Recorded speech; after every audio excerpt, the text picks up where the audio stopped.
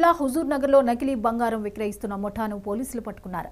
నిందితుల నుంచి 7 లక్షల నగదు, 2 బైక్స్, ఒక ఆటో, 9 ఫోన్లు, 3 నకిలీ బంగారం బిస్కెట్లను స్వాధీనం చేసుకున్నారు. నిందితులను హుజూర్ నగర్ పోలీస్ స్టేషన్కు తరలించి కేసు నమోదు చేశామని డీఎస్పీ శ్రీధర్ రెడ్డి తెలిపారు.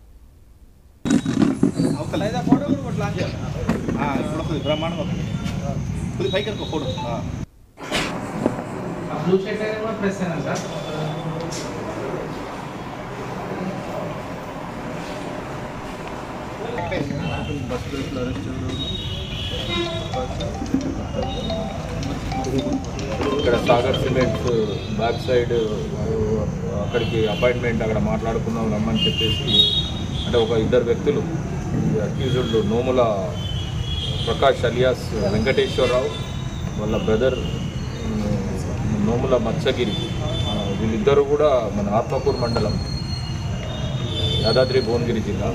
వాళ్ళ యాక్చువల్గా టైల్స్ వ్యాపారం చేసేది, వాళ్ళకు లాసెస్ వచ్చినాయి. సో ఆ అమౌంట్ని మళ్ళీ వాళ్ళు రికూప్ చేయడానికి ఏదైనా చీటింగ్ ఇట్లాంటివి చేద్దామని చెప్పేసి వాళ్ళు వీళ్ళకి పరిచయం అయినారు.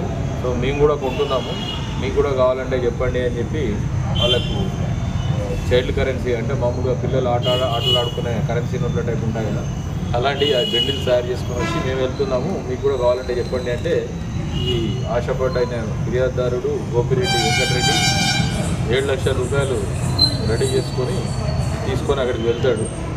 అక్కడికి వెళ్ళిన క్రమంలో అతన్ని చీట్ చేసి డబ్బులతోని పరారైపోతారు.